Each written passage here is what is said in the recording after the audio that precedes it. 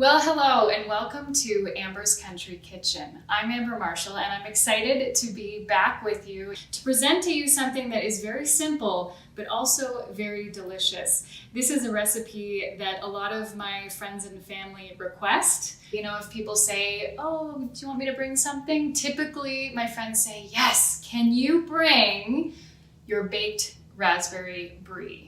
So this is something that is kind of my go-to for different parties and gatherings, which we haven't been doing a whole lot of lately. And I will tell you that I do make this at home just for Sean and I, and we will sit there and consume more than we should by ourselves. So let's get to it. This recipe can also be found, for those of you who have and follow my magazines, it is included in this magazine here. So you can follow along if you have that. And if not, I will lay out the steps. It's very simple. The key ingredient here, of course, is double cream brie. So I have some of that right here. And you can pick up any kind really, but I like using the 350 gram size or around that because I find that it fits really nicely in a brie baker. Now, if you don't have a dish like this, I highly recommend it. This is a brie baker, that's what it's known as. And you can also just use a glass dish similar in size. But the thing I like about this is it fits perfectly for the brie and it keeps it all together nicely. So that's kind of the key to making it look good, but it will still taste just as good no matter what you put it in. You can put it in a square glass baking dish. Any of that works, but I do highly recommend these brie bakers. They also come with this nice lid, so when I bake it and take it, it is nice and contained. Next, one of the most important things in this recipe, next to the brie, is phyllo. Now this pastry is a very, very thin pastry sheets, phyllo sheets. And so you find this in the freezer section of your grocery store, and it's awesome. You can use it for all kinds of applications in baking. As shown on the box here, there's these, you can put it in muffin tins in little pieces and fill it full of anything dessert, or you can even make little quiches in it. It's very versatile, so I love working with this. You will also need cinnamon. And you, of course, for raspberry brie, will need raspberries. Raspberries are one of my favorite berries of all, and I love making this recipe with them. But you're not limited to raspberries. If you don't like raspberries, you can use blueberries, you can use strawberries, you can use Saskatoon berries. It's really endless, and you don't have to stick to berries. You can use just apples. As I go through, I'll kind of show you what is involved in this recipe and how you can make substitutions as well. So butter, I have my fresh Jersey butter here from my Jersey cow, Ella. And I throw in some apple. You don't have to do this, but I just like the combination of the raspberries and the apple and the cheese. It's all very delicious together. Raspberry jam. Now you can use either seedless or with seeds. I've made it with both. I'm using just straight raspberry jam with seeds in it today. I think that's it to get started. The things you will need, first I preheated my oven to 350 degrees, and you will need a knife for cutting your apples. I microwave or heat up the butter, so I've already done that. It's right here, and you will need some kind of applicator to put your butter on your phyllo pastry. For those of you who have never worked with this style of pastry, it comes frozen and you want to leave it out for several hours on the counter before you're going to use it, otherwise it will just crumble and fall apart, or you can leave it in the refrigerator overnight. It's very delicate, so I've cleaned off my working space here, so I'm just going to do it straight on the counter.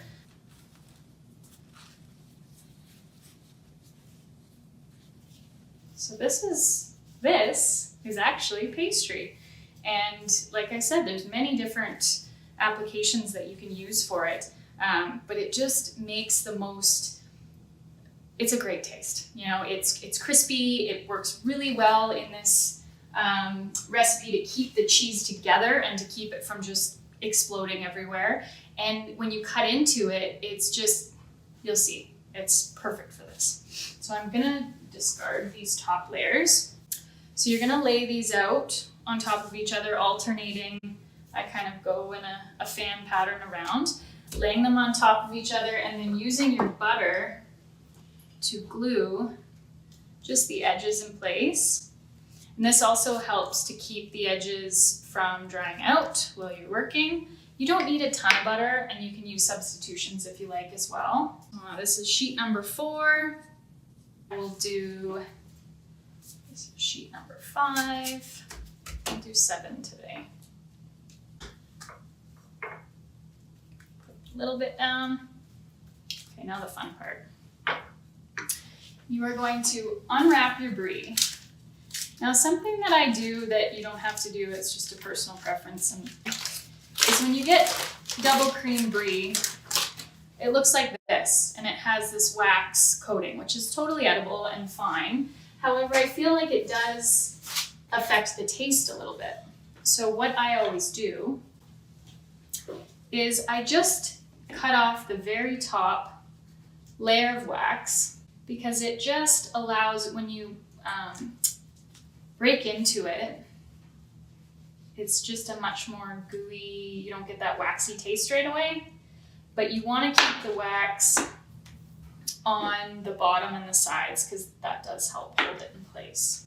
And like I said, the wax is edible. It's just when you first break into this dish, that's not what you want to taste, is the wax, so I always just trim it off. Okay, jam. Oh, there we go. You want to take your raspberry jam and put it right on top of this. I'm excited already. And how much jam you use is totally up to you. And like I said, you can make substitutions. If you do not like raspberry jam, try strawberry jam. I've also made this with an apple butter. It was so good. So whatever you have in the cupboard, I really like the tart taste of raspberries, and that's why this is always my go-to. But you can make it with whatever is your favorite jam or whatever you have in the cupboard. And I would love to hear from you guys and see your different creations. So if you do make this at home, make sure you tag me, and we'll see all these different yummy creations. And okay, next up, we want to fold in this nice, delicate package. I'm folding everything in except the last one, and you can fold it in too, but I find that it just acts as a nice buffer between your cooking surface or your prepping surface. So I usually discard the bottom one, and you'll find that 6 sheets is plenty. And you could even go with 5 if you wanted. So I tuck this all in like a nice little present, and however you want to make it look, but I find with these nice little folds and flaps, it cooks so nicely like this. So I'm going to put it into my brie baker, and you see how nicely this fits in here. I just love this. I'm gonna go back to my butter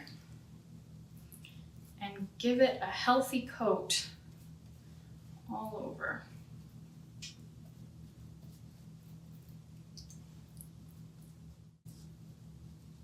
This is making me hungry. Now, once you have buttered the top, you want to add some cinnamon. Now, cinnamon just has such a nice smell and flavor that adds to it. And if you don't like cinnamon, then I don't recommend you use it.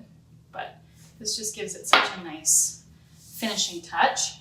Now, with the apples, I like to cut them this way, and I'll show you why in a moment. So typically you slice apples the opposite way. I think most people do. The reason I like doing it this way is you get this really nice design in your apples. I don't know if you can see this here. will show you. And you get a little star pattern in your apples, so they look really cute when you bake them. Just a little hint there. So I finish cutting these apples. I think I need to sharpen my knife. And with the outside apples, I just cut them in half there and I put them around the outside, make sure that there's no seeds in any of them. And this just adds a really nice flavor to and smell. I'm sure many of you know the smell of fresh apple pie baking. It's a very similar smell when it comes out of the oven. Okay, so we put all our apples around. And of course, some fresh raspberries. I love raspberries. I think I mentioned that. They are one of my favorite berries. And we have raspberry bushes on the farm. But it's so funny. They produce lots of fruit, but only in about a week or 2 weeks of the summer. So you wait and you wait and you wait. You see them growing, and then all of a sudden, there's more raspberries than you can eat in a week. And then they're all gone again. So I pick as many as I can and I freeze them, but usually they don't make it to the freezer. I usually eat them all before they get there.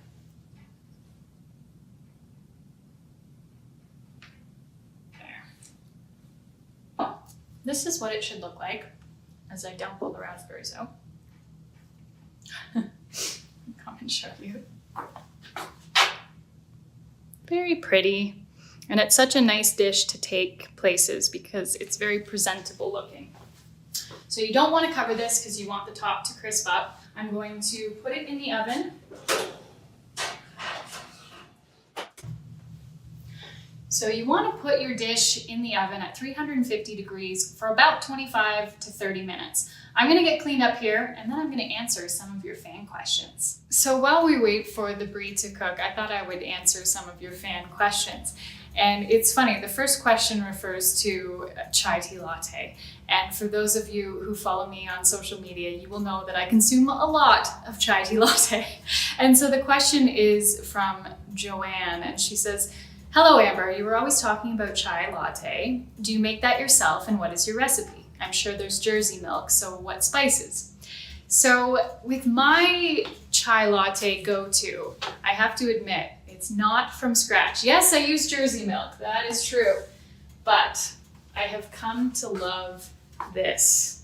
This is kind of the key ingredient in what makes these chai tea lattes so good. So I know that you can make it from scratch, and I have in the past, but it just has never tasted as good. So this is a nice blend. I get this at Costco, and I buy it in bulk because I go through a lot of it.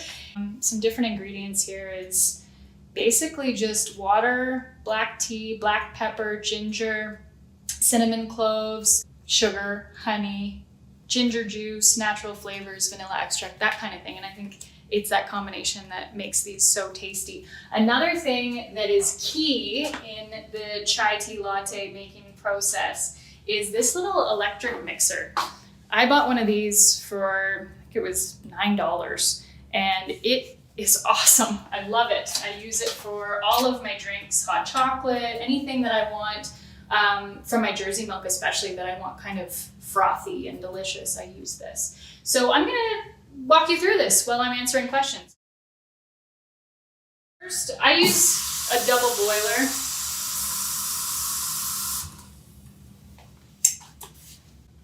I use a double boiler just so that my milk doesn't burn. And you can use this straight on the stove, or you can also just microwave it. There is no shame in that. But it's a little bit more visual if I show you this way. If I just throw it in the microwave, then it will be done in 2 minutes and we won't have anything left to talk about. So I don't always keep my Jersey milk in this really cute little Jersey cow, but I've wanted a reason to use it. So what you want to do is you want to use equal parts of milk or milk substitution and the chai mix. So, oh, he's so cute. It's kind of gross in a way. He's sort of, I won't even say it. But anyway, there's some nice Jersey milk in the double boiler. And then I'm gonna do equal parts of this chai mix. My very unique little measuring device. So now we're gonna put that in. Okay, now that I think about it, this is kind of interesting. All right, so I'm just gonna let that warm. I will put it on close to high as we talk, and it will just slowly warm up. Now I should technically be whisking it or mixing it as we go, but that'll be okay for now. So next question. Elaine Wentworth asks, hello Amber, my question for you is, do you cook by the seat of your pants? I watched your segments on making bread and loved it. I've been making bread since I was 12 and I'm 67 now. Lots of trial and error. I do not measure per se. The recipe is just filed in my memory. Hopefully I don't lose it. You know, it's funny. It depends what I'm making. There are some things that I love just picking this, and a lot of times I will cook by smell. So if I'm making something like a dinner dish, let's say, and I'm like, oh, okay, what kind of taste do I want? I'll go into my spice cupboard and I'll just smell different spices. I won't necessarily look at what they are. Be like, okay, that smells like I want it to taste type thing. So I would say it's about 50-50. Usually when I'm baking, I always go by a recipe because it has never worked out in the past when I just guess. But when I'm cooking, like let's say stews or chilies or like some kind of dinner, I kind of fly by the seat of my pants. I just sort of wing it. So that was a good question. Thank you. Next question. Patricia asks, hi Amber, I live in Queensland, Australia, so obviously the weather is different. We don't get the snowy cold winters that you do, and I miss winter since I'm originally from the UK. What is your favorite season and why? I think my favorite is the fact that we do get 4 distinct seasons here in Alberta, and I love that. I don't know that I would be, well, I mean, I guess you adapt to wherever you are, but I really enjoy the fact that we get a nice summer and then a beautiful fall. You get these nice cool breezes, the leaves change, and then I do love the snow. And winter is not my favorite season, I will say that, because especially living on a farm, it makes things so much more difficult. Every chore is harder. You have to wear so many clothes just to stay warm. So winter's not my favorite season. However, if I didn't have it, I would miss it. I think that winter makes you appreciate the other seasons as well. Spring on the farm, it's spring right now and it's very muddy. So I don't love that, but I do love, turn this down a little bit. But we're boiling. But I do love that the springtime means new life. You know, there's baby calves in all the fields, there's new greenery, the buds come out on the trees. I have some fruit trees out to the side, and I always love spring because they get these beautiful blossoms on them. So I would say my very favorite season is summer, because in Alberta, we don't get a hot summer. Our summers are amazing. You can be outside all day and just enjoying it. You get a nice cool breeze. It's about 25 degrees Celsius and no humidity. So you don't feel that hot, sticky weather. But then we do get some days where it's in the 30s, and those are the days when people usually head to the rivers and go tube down the rivers and that sort of thing. So summer is for sure my favorite season in Alberta. I do love fall. September is a beautiful month here. We still get really nice warm days, but the leaves are changing and you get those really cool evenings and it's crisp in the morning. I do love that. So to answer your question, I love all seasons equally in a way because each one makes you appreciate the next. So that was a good question, and that's one of my favorite things about living in Canada, living in Alberta, is the 4 distinct seasons. Next question.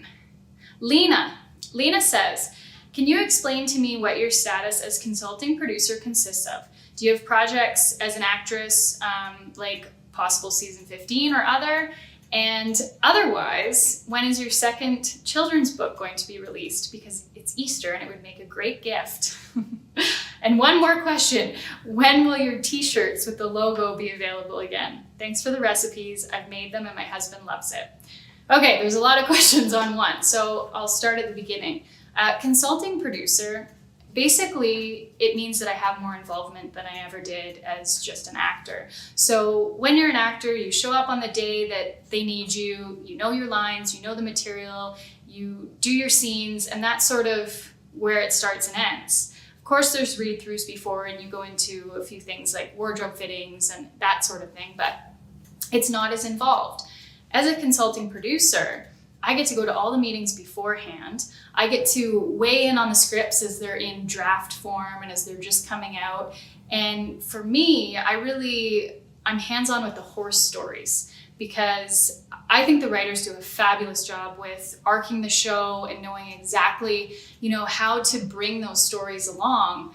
But I'm one of the only people involved in the production side that has horses and has been around horses my whole life.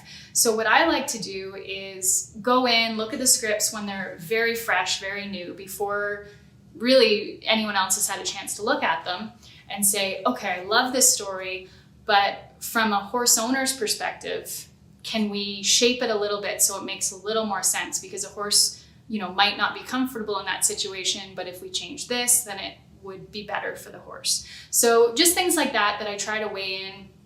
And I smile as I say this because I'm looking out my window and two of my horses are galloping across our hayfield right now. So it's kind of cool that I get to live in this world and then also work in the same world. So I kind of understand the horse side of things and what my character would be feeling. And I'm not a horse trainer. I'm not close to what Amy Fleming is, but I've been around horses my whole life. So I kind of understand their abilities and their behaviors and all the things that we try to do to make Heartland as real as possible. So then the next part of that question was children's book. And so the lengthy process is the illustrations. So I finished writing the book back in January, I think it was, and it's just been sitting because I have some ideas for illustration that you will hear about very soon. But it will definitely not be released my plan is to have it out for the fall. My first children's book, I wrote over a year before it was released, just because it takes time to not only get the illustrations done, but also set up printing and all that kind of thing and putting the book together. So just because the words are written doesn't mean that it's going to be completed anytime soon. So thanks for that question. And the t-shirts, you'll just have to stay tuned. This year, well, not just this year, this started, I guess exactly a year ago this month, I really shifted my focus to 100% locally made and locally sourced everything. So with the t-shirts, it prolongs the production time because they are all made here in Canada, and it just kind of, it's not as easy as outsourcing to a different country. And so I feel passionately about that. And maybe in the future, we can offer two different lines, one that's a little bit more economical, but it would be outsourced, and then one that's just a pure 100% made in Canada line, which does take a little bit longer to create and produce and a little bit more effort. So I'm kind of feeling it out right now. I'm seeing what works the best, but I want to stay true to supporting local businesses and as much as I can do to help out in that regard.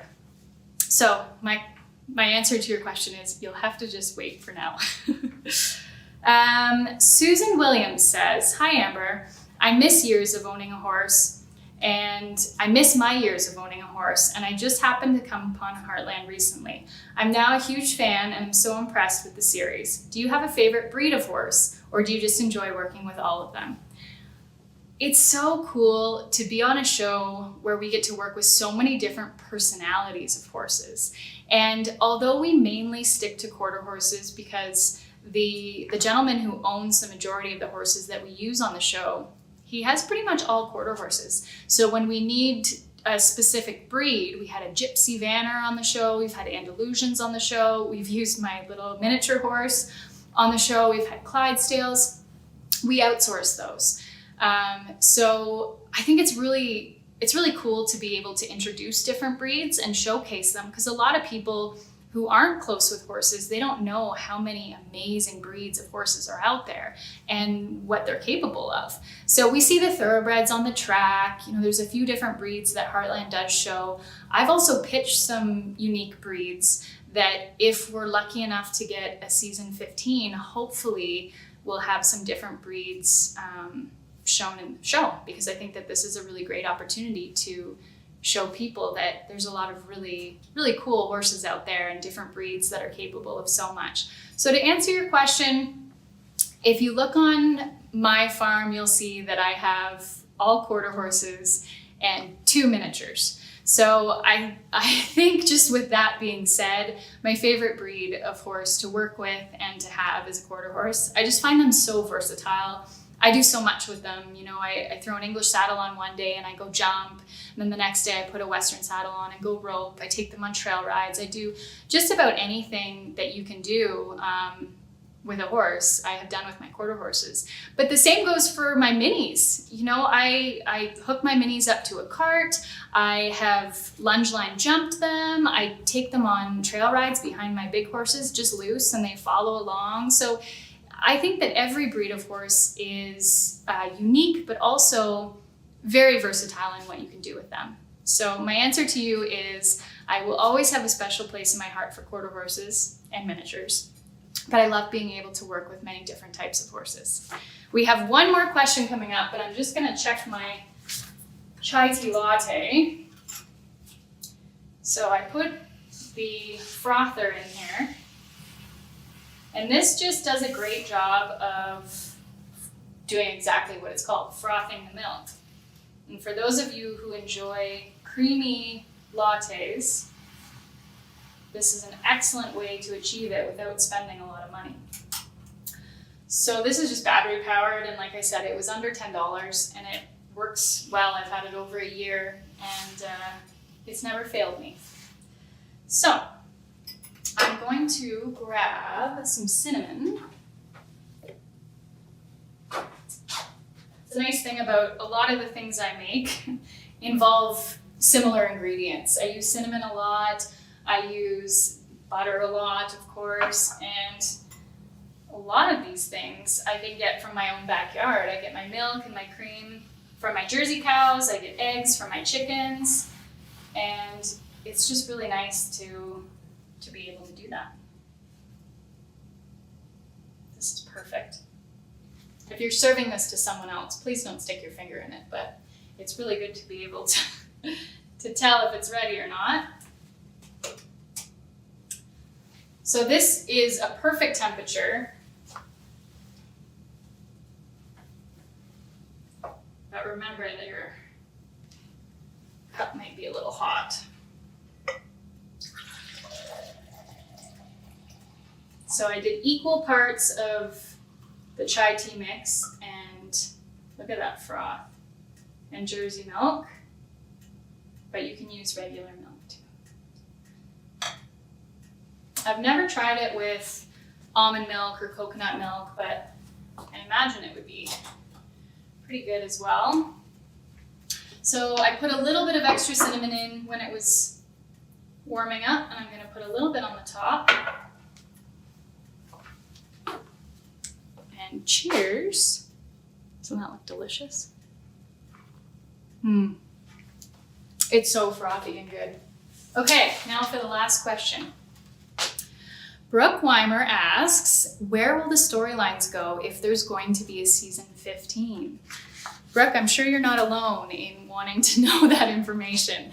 And although we still have no idea if there will be a season 15 or not, we do start talking about the storylines early on. Usually when the seasons, typically before last year, we had a regular shooting season of April until September. We would start arcing the new seasons in October or November, right after the last season ended, just to make sure that if we were to go back, that there was already an idea in place. And so that was the case with this year. Since we filmed a little bit later, we started in September and we filmed until December. The writers got together in early February just to talk about potential stories if we were to come back for season 15. So I have talked in length with our producers and head writer. So I do have some ideas of where the season would go if we are renewed. And I think you guys will like it. So let's cross our fingers that there's going to be a season 15 because for those of you who've seen season 14, I won't give anything away, but it's a very emotional season. It's a very powerful season. And so season 15, we want to push further down that road of, I don't want to give anything away. So it's a good question. And I really hope that we get to film a season 15 because there's some really great ideas there. And even some of the ideas I was mentioning with showcasing different breeds of horses, there's some ideas for that. So I think that that's really cool to be able to do that as well. So I'll leave you with that. And before I end this, we need to check out this brie. So it's been about 25 minutes. Should just check. It might need a little bit more. So I think I will go enjoy this chai tea latte and give it about 5 minutes or so. Then we'll pull it out of the oven and I'll show you how delicious this is and the best things to pair with it if you take it to a party. It has been just about half an hour since I first put the brie in, so I'm going to go ahead and take it out and show you some of the best things you can pair with it if you take it to a dinner party or if you just want to enjoy it all to yourself.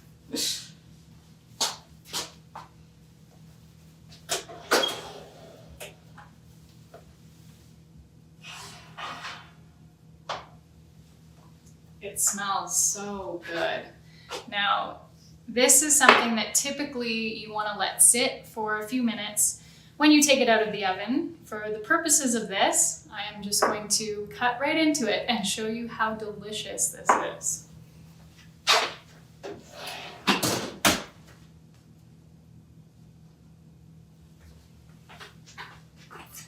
So I typically pair with the brie crackers of different kinds, and also you can use little baguettes or pieces of fresh bread. Really anything works. But I find these rice crackers taste the best with it because it's something about the salty, crispy rice cracker and then the kind of the tanginess of the raspberry. So I'm going to ruin my display here. I'll show you this one more time. It's just a very presentable dish.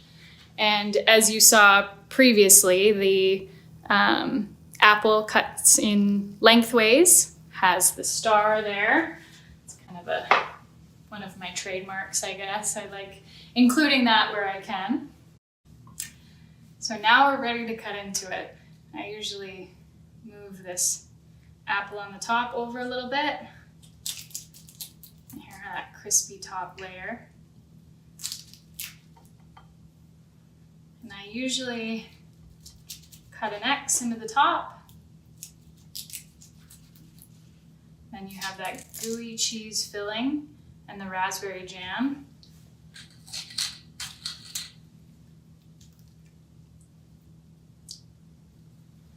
And you spread that on a cracker.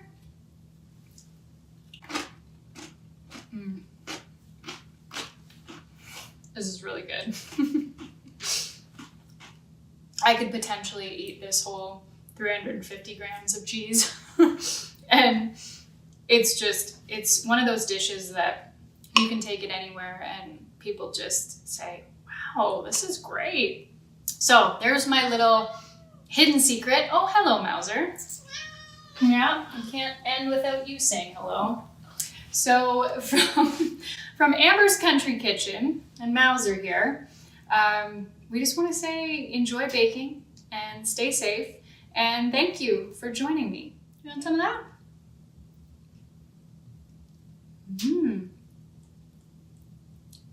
See, this is a dish that even your cats will enjoy.